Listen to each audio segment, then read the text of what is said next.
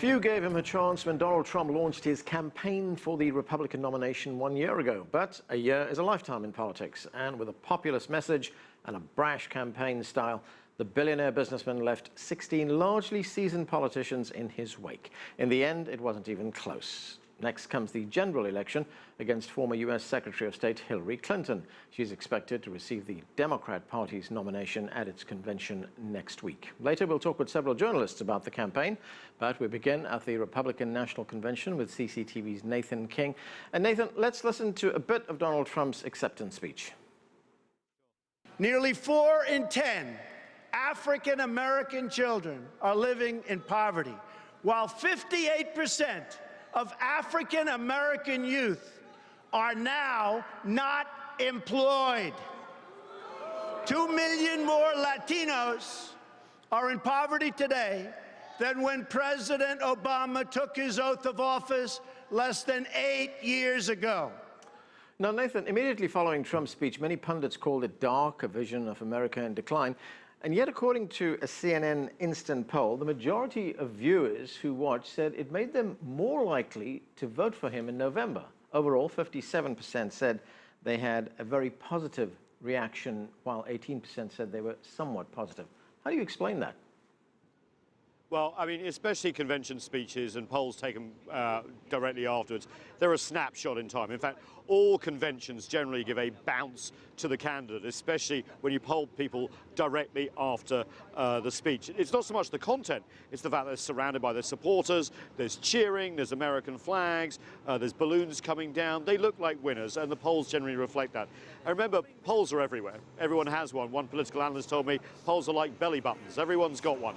And they have been wildly swinging at the moment. I think we'll have to wait until after Hillary Clinton's convention next week with the Democrats in Philadelphia and the bounce that she will inevitably get to work things out. So let's wait for a few weeks and see where this goes. But you're right, it was a very negative speech, dystopian in a way, painting a picture of America that some people from the outside do not really see existing, but appealing to people who have been left behind in the post-2008 Great Recession recovery. He went for his base. They liked it. The big question is can he appeal to Americans as well as Republicans? Now, Nathan, many people were surprised when Britain voted to exit the European Union. Do you see any kind of similarities between Trump's message and voter sentiment in Britain? Well, you don't want to make huge comparisons to the fact because the UK left the European Union and the US isn't going anywhere, it's not dissolving.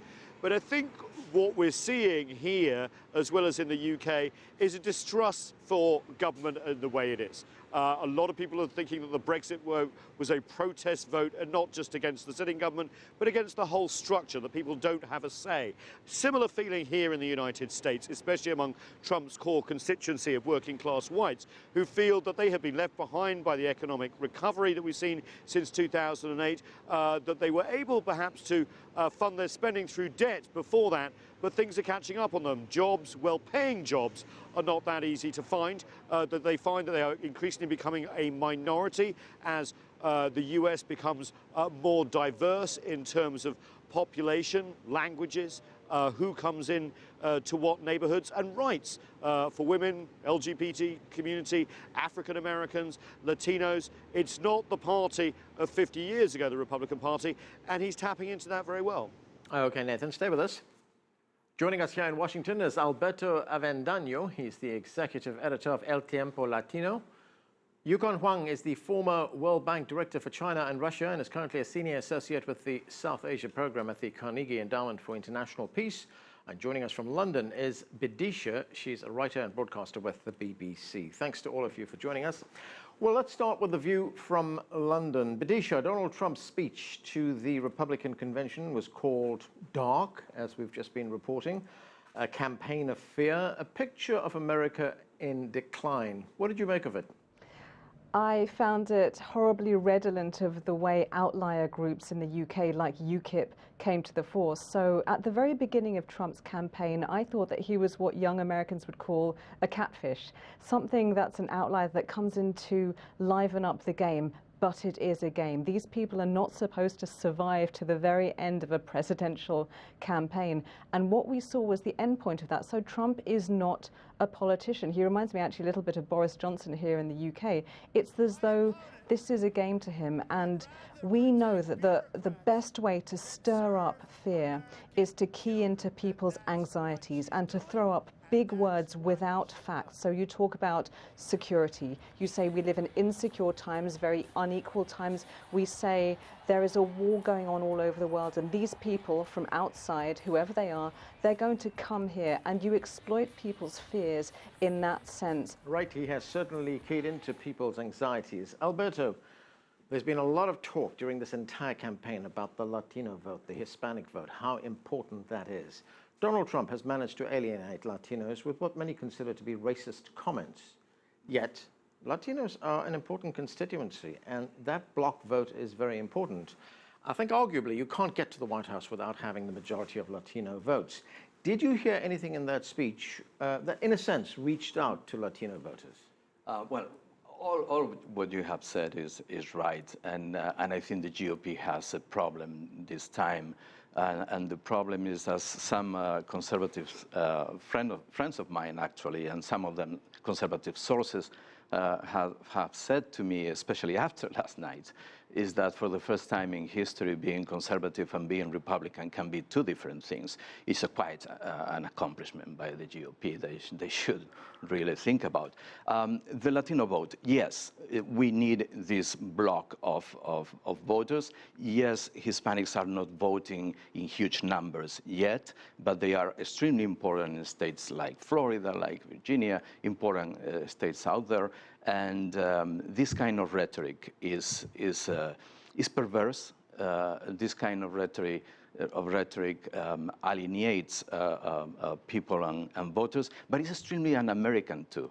It is very interesting how this rhetoric that is actually replicated throughout the constituency of the Republican Party focuses on the criminal of the immigrant, not in the American story that is immigration.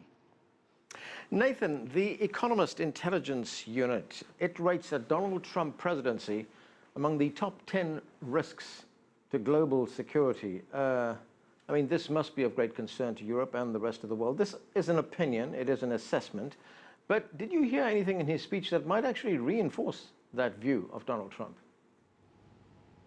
Yeah, very much so. You know, he has this America first policy.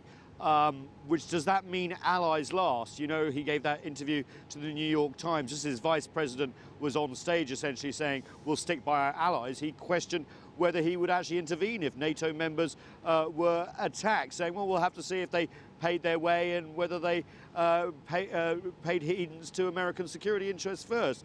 That is a big question mark and also a big departure from all Republican foreign policy going forward. It took Mitch McConnell to step in and say it was a rookie mistake, that of course the US would stand by its American allies. Let's pivot to Asia. Remember, he's already suggested that perhaps the Republic of Korea and Japan could pursue their own nuclear weapons. He's even talked in his speech about the fact that American troops have been in the Republic of Korea for a long time. Perhaps the whole peninsula would have been reunited had they not been there. All these things are thrown out. And let's go on to trade. Trade tariffs on China up to 45%, he said. He said in his speech last night, he's going to rip up China trade deals. He's going to renegotiate the North American free trade deal between Canada and Mexico. All these are fundamental foreign policy principles that actually had bipartisan support for decades, and yet he is saying he's going to renegotiate these because he can get better deals. This is extremely worrying for the foreign policy establishment and also big multinational companies who want to know where to put their money, where and when. Yukon, China, as Nathan mentions, another big issue for Donald Trump. As Nathan said, he's going to rip up all the deals that are in existence right now. He never loses an opportunity to bash China, and he says he'll push for a more advantageous trade and economic relationship with China. Yet, our CCTV Mandarin World Service colleagues tell us that he is still admired in China as a business and entertainment success. In fact, there's a Reuters report that came out a few days ago which says that many Chinese prefer him to Hillary Clinton. How do you explain that? Well, I think, first of all, there's an inherent tendency in China to prefer strong leaders. There's a little bit of a bias in favor of Republicans. It's a kind of a great irony in life. Historically, Republicans have been in favor of free trade or openness. Democrats are more protective of the labor force. The irony is this switched. He's become much more aggressive negatively in terms of trade. Both parties, in fact, have taken fairly strong positions on the issues of Chinese exchange rate concerns, technology transfers. It's actually not that easy to find significant differences between the two parties in terms of what I call the negative rhetoric toward China. Bidisha, let's look at one other foreign policy issue, the Middle East. Trump talked about it in his speech. Let's watch. After 4 years of Hillary Clinton, what do we have?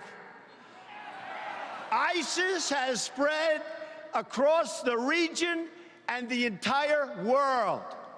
Libya is in ruins, and our ambassador and his staff were left helpless to die at the hands of savage killers. Egypt was turned over to the radical Muslim Brotherhood, forcing the military to retake control. Iraq is in chaos. Iran is on the path to nuclear weapons. Syria is engulfed in a civil war, and a refugee crisis now threatens the West. After 15 years of wars in the Middle East, after trillions of dollars spent, and thousands of lives lost, the situation is worse than it has ever been before.